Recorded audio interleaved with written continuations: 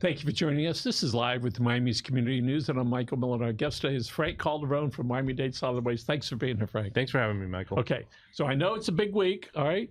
Or last week was. It was the National Truck Drivers Appreciation That's Week. right. So tell me about that and what it means to your organization.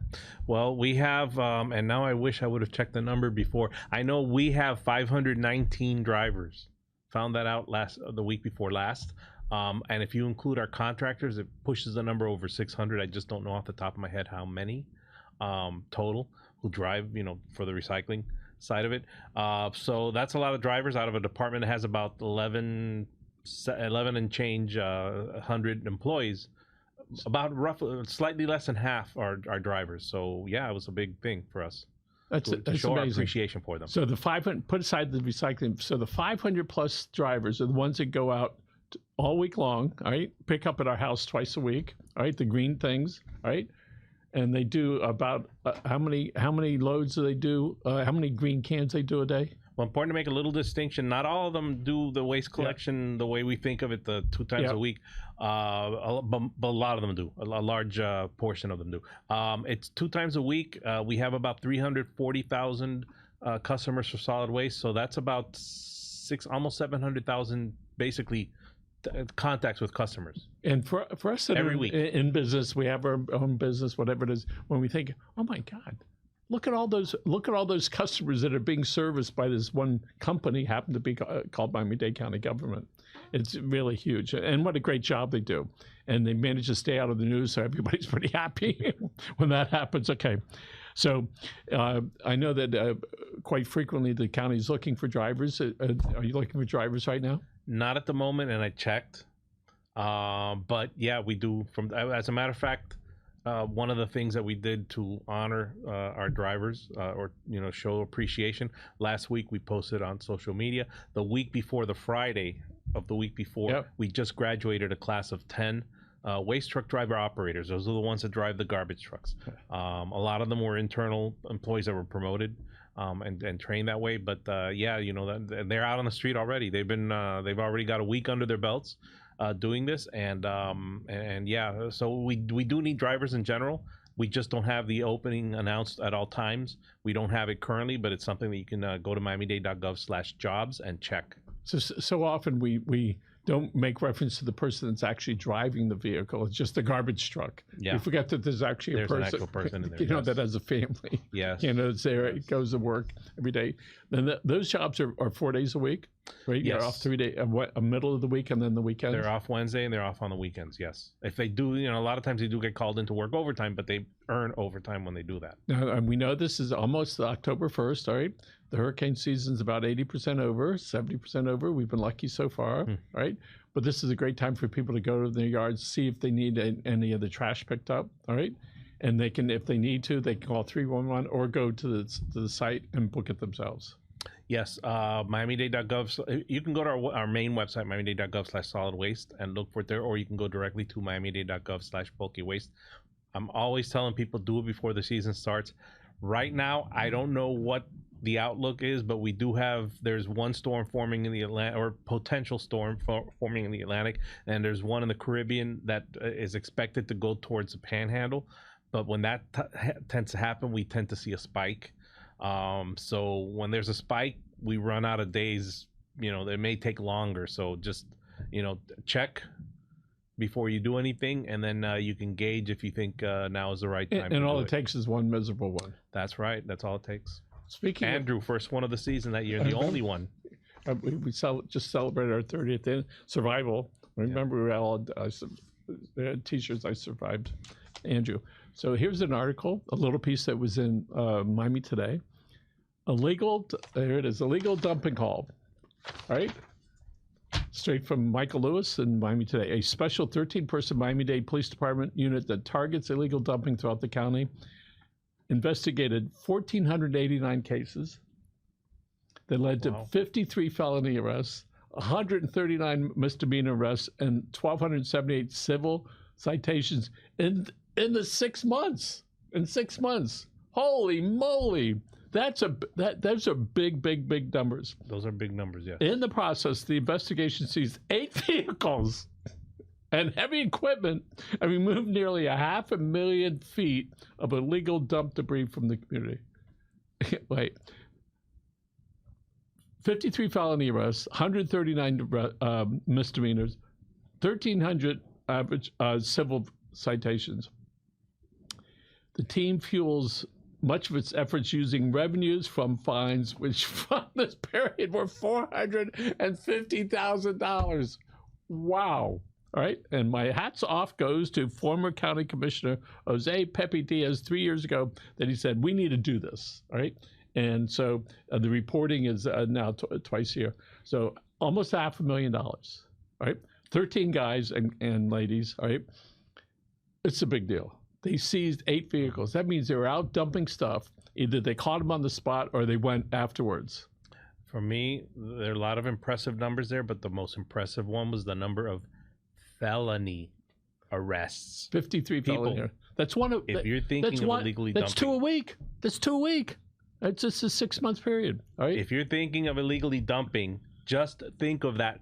Those 2 words: felony arrest. It is no longer go home. So what do you need? What are you here for? I robbed the bank. What about you? Not only did they get me on a felony, they took my truck and they fined me. Right. And they made me clean it up anyway. Wow. Good for the county. Good for the cops who are doing that. Good job. And so there are cameras all throughout the county, especially in locations where we want to dump stuff, which you think is secret. Mm-hmm. It ain't secret, guys. No. All right. But it looks like it's a good place. You can count on it. There's a camouflage camera, like a night thing that's there, and they're going to catch you. All right. So this is great. So anyway, my hat's off to them. So you do have screens in different locations where they're looking at it live. We do have several locations where we have live, and then we have others where we recorded, and basically game cameras. Those are harder because you can hide those cameras. The ones where that are hardwired in because they have to be because they're stationary, you could take a guess and say, okay, maybe that's their hidden camera, maybe it's a traffic camera. We don't know. But the game cameras, those are harder, and those move. And by the way, I see that the county police have been giving tickets in school zones, or whether it's passing or speeding. And now the schools that I pass, they got these cameras that are like the size of the flag here with cameras all over. They get paid. They collected $1 million in the first week or two. People doing something. Well, there was something I read about the buses. They put cameras on the school buses now. And I think the first 2 weeks, 11,000 tickets were issued the first 2 weeks of school. Those are people passing the school buses when there's the red lights flashing and the stop sign is sticking out. Yeah. I stop. I stop on it, even if they don't have the thing up. I'm just going to wait. All right, because the worst part is from a danger point. Imagine some kids walking in front of the thing. Nobody's paying attention, and you're doing that 35, 40 miles an hour, and the kid steps out in front of the thing there, and there he is, right there. You can't react. Yeah. They're stopping, and like you said, they're coming out from in front of and I know this is outside of my purview. They're coming out from in front of us, so you don't see anything until it's too late. Yeah, and with all the people on their iPhones, and we see that frequently now, especially when the light turns green and people aren't moving. Then you realize because they're looking at the phone. So we all need to. I don't know. My experience with the light turning green and people not moving is like you have to use a stopwatch to time how quickly before somebody hits the horn, and not even a second. Split fractions of a second. Anyway, that's been my experience with green lights. Okay, so let's talk a little bit. So if people are looking for a job, they can go to miamidade.gov/jobs. Yes, they can look for there, and all other jobs. Other jobs in the county in our department. Yes, and with the Public Works, it's 4 days. If they're a driver, it's 4 days. You're on total of 4 days during the week. You're off 3 days. Yes. And after you start getting benefits right away. Yes. Is that right? Well, most of the benefits start after you've, I don't know how long, but ever since COVID, the health benefits start almost right away. Yeah.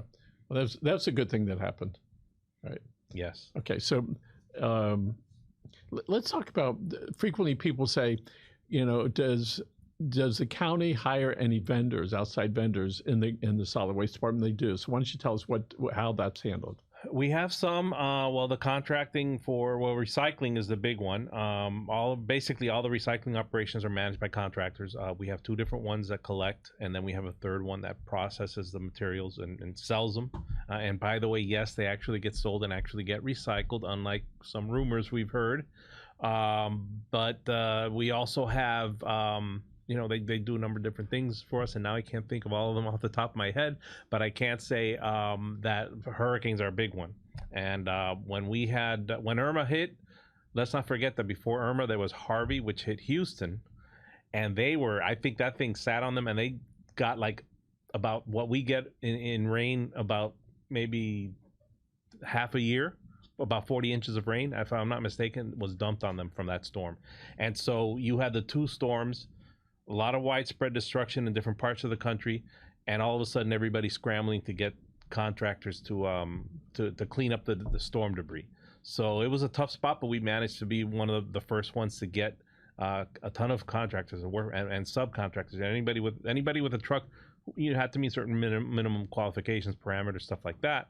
But they were out there picking up debris. So the county has on-call, if you will. Yes. They have local, and they also have out of town, so that if the local guys can't do it, they'll be able to. There were, I think, a total, I don't know, somewhere around 7 to 9 companies, the contractors that worked on the debris removal. And if there's a big storm, where do they take all the stuff in the first go around?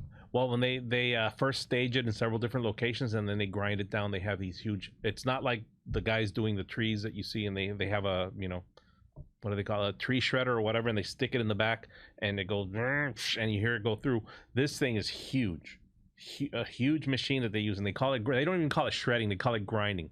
It grinds down all the debris, all the vegetation and stuff. The purpose for that, it's a FEMA requirement, but the purpose for that is it reduces volume when you take it to a landfill. If you take, say, a whole tree with all the branches and everything that's this big, much bigger than my arms could possibly show, but you take that to a landfill, it's going to take up a bunch of space. But you grind it down, you've now gotten it more compact. So if you were to do landscaping, and you got a ton of stuff, what percentage it gets reduced? Does it get reduced to 10% of it, or 20? Do you have some more or less figure? When you shred it down, well, we don't shred it when we take it as bulky waste pickup. That's a different thing. But I don't know. It depends on the material. Depends on how dense it is. It might be shredded a couple times. That's what I'm sort of hearing from you. I mean, the first go around. Well, when with Irma, I don't think it was. I think it was just the one time grind it in the grinders, and that was it. And at Christmas time, you grind down, you make the Christmas tree into mulch. Yes, right? that we do. But with this, if it's all landscape, they don't do anything. They throw it out, which at some point it decomposes, and that sort of stuff we're sort of happy with, right? Yeah, it decomposes. We do at our landfills have a variety of things that we do, but we do have these huge. They look like bulldozers, but they have like these studded wheels on them, metal studded wheels. They're called compactors, and they just mash everything down as much as possible, trying to reduce the volume. You ever go for a ride on one of those? No, I have not, but I've actually been up close to them and seen them operation on the and on it's the top exciting, of the isn't it? It's kind of it's the kind of thing that if you're a little kid, you'd be in hog heaven watching. Fuck. It was actually kind of cool to watch, but yeah. When my daughter's about this big, we live on some big piece of property. She'd I'd put on the riding lawnmower, I wouldn't turn on the blade. She'd just be driving around the yard. Yeah. So, okay, so again, on the recycling side, those are in the blue containers. An outside vendor by a similar name, Waste Management, it's called. Right? Waste Management is the one that takes the materials and processes it. We have, I'm trying to remember. Waste Connections is one as far as collection. And the other one, I can't remember. And what color are those? What color are those trucks? Those trucks they can be white, but a lot of them I've noticed are blue. Blue. County trucks are what color? County trucks are generally white. They might have some kind of vehicle wrap on them, but they're generally white. Is there still a pink one? We do have a few pink ones, yes. Right. Which is, I'm glad you mentioned it because in a couple of months, a couple of weeks, breast cancer awareness month. Month of October. Yes. Right. Typically, the Susan Komen run is downtown Biscayne. I remember going down there taking pictures, and there were about 5,000 people plus. And I'm thinking, every one of these people somehow was touched by cancer. And it was like, I'm taking these pictures, I'm just bawling like a baby, thinking about all the masses. And that wasn't the whole family unit. That was just some of the people that were in there. The county has a big walk also that comes out of the, I don't know what the name of it, Lone Depot Stadium, is it? Where the Marlins play. Yeah, and people can find out more about that at Miami-Dade.gov. They can go look that up. Yes. So that's coming up in a couple of weeks. So you got the people, they come out, they pick up the contents of the blue stuff. Typically, what do they like to see in those cans, and what do they not like to see? We like to see paper, cardboard. We like to see plastic bottles and glass bottles. We don't like to see any other kind of plastic, with the exception of now we take yogurt and butter tubs. Pizza boxes are also okay as long as they are lightly soiled. That's the actual phrase. As long as they're not too greasy. Metal food and beverage cans are great. What we hate to see, number one enemy, if we had a poster, help most want or least wanted, the number one enemy, plastic bags, the number one enemy. And then, behind that, you've got hoses, you've got, styrofoam, you've got the wrong kinds of plastic. No hoses, no styrofoam. Yes, right. And no plastic bags. Because what happens with that is you have to separate it. And here's, people, myself included, why can't these plastic bags? Because the vendor who buys the stuff doesn't want them because they can't figure out what to exactly do with them. Yeah, it's and also the machinery that they have doesn't work with plastic bags. All it does is ends up getting tangled up in these conveyor belt wheels underneath the conveyor belts, and then they have to stop everything. Every 2 hours they have to do this, and they have to dig them out, and then then they can restart. And then another 2 hours, the same thing over and over again. There were some people, I think they were out in California. What they did is they started making knitting out of the heavy-duty plastic. They made them all into knots. I have seen that. And then they put it into like a rug or yes, couch, because that's how strong that stuff is. When you start tying that stuff up, you can't break it. Charles Atlas couldn't pull that apart. I remember. Isometric. The comic books. Advertising in the back of the comic books. Yes. Okay, so let's talk a little bit about the website for the county. What information can they get, people get on the county's website for solid waste? Oh, we have lots of information at miamidade.gov/solid waste. We have information on your waste collection. Can we put that up there on this screen? Yep. Thank you. We have information on bulky waste pickups. We have information on recycling. We have information on our home chemical program. We have information about illegal dumping, which we were talking about. And again, I'm impressed. Felony arrest. If you're thinking about it, felony arrest. Okay, 1,489 cases. That's in 6 months. Okay, that's all day long. Then 53. That's 2 a week. 53 felony arrests. This in 6 months. 139 misdemeanors. 1,278 civil citations. They seized 8 vehicles and heavy equipment, and they got $450,000. I'm ecstatic. And that's a 6 month. That's not a year. That's a 6 month time period. This is something that the county might want to really promote, because I'm going to look for it as soon as it goes to the office. I'm looking for it, because it's interesting. Sometimes we're motivated by want, and the other times we're motivated by fear. Right? This is the fear factor. You do that. This is you got a chance to get busted here, and you might get your car, your truck, your company vehicle taken from you, and then they sell it. Court hassles. You have all that, and then at the end of the day, there's also felony arrest. You ever been arrested for what? Serious. You might imagine doing serious time because you dumped a couch. Sad. I want to thank our local county commissioner out in horse country, because 118th Avenue is really clean, all right?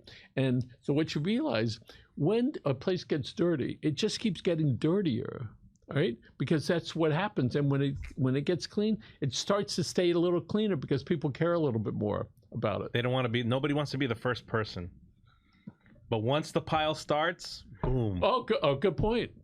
Nobody wants to be that first person, but once the pile starts. I did, by the way. There was a big stone about this big, about 2 feet off the roadway.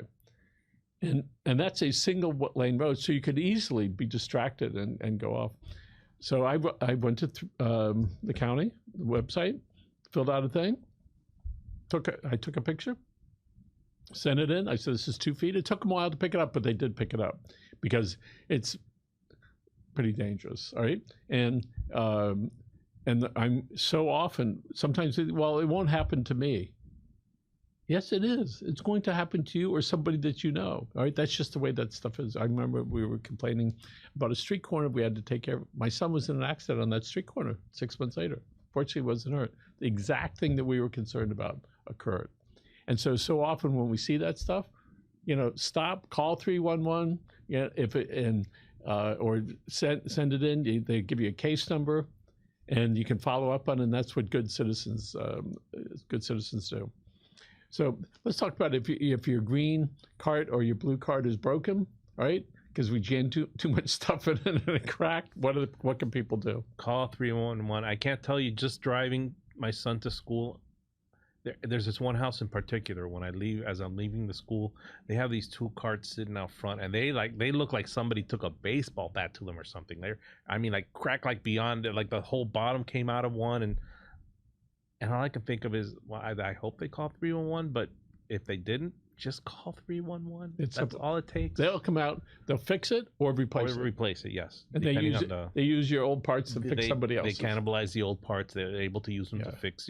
If the parts are in good shape, like maybe your cart is like the body's completely cracked, but if the lid and the wheels are fine, they'll take that and they'll use it on another cart to repair another cart.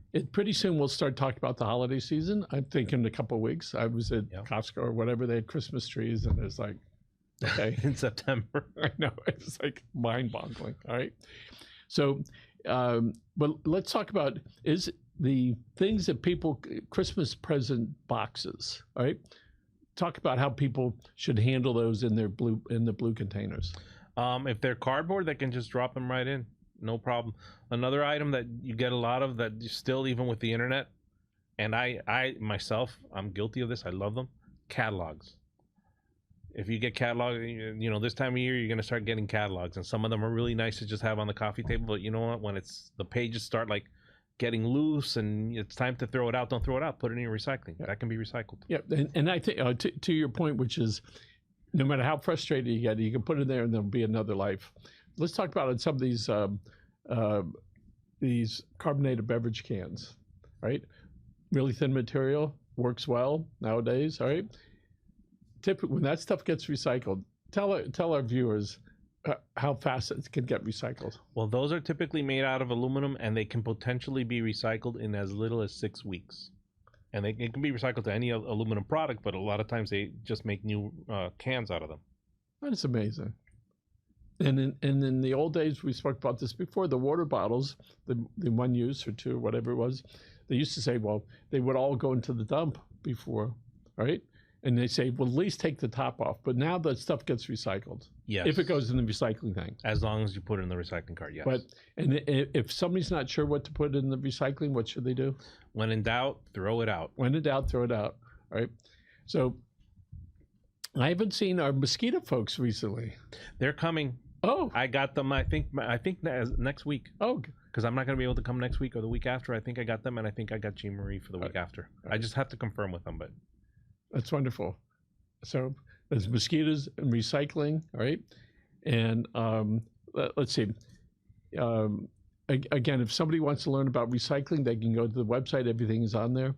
And if they really want Jean Marie to come out and go to the school, call her up and see if they'll do that. Let's talk about if we could. There are about, I think there's 34 cities within Miami-Dade County.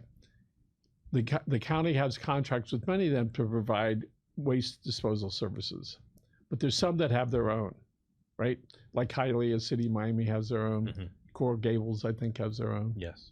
And so if somebody's listening, if you're in a city, you should check and see, or they can call City Hall. If it's a county, they should call us. They should call 311. 311. 311 also works for City of Miami. Oh, they'll be able to based on the address, they'll be able to distinguish who you get service from. Okay, and then they could, or then they could call City. The recycling, is it the same? Well, we have everybody that gets garbage collection service from us gets recycling service as well. We have 9 cities that get recycling only service. One of them we're in the middle of, South Miami. Off the top of my head, I don't know all the cities that do, but we have that listed on our website. but they get only recycling. They have their own garbage pickup. It's wonderful. Okay, we're going to wrap it up here.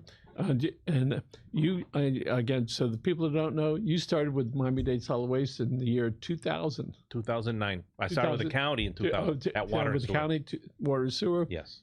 And prior to that, you were doing in the communication arena on you did some Yes. radio work. I worked at Radio Paz, the Spanish Catholic radio station, and I also worked at Miami-Dade College in media relations.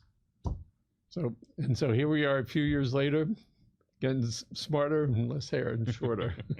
Frank Calderon, Miami-Dade Solid Waste, thank you so much for being here. No problem. Again, folks, thank you for watching, and remember, take care of yourselves and your family. Have a good day.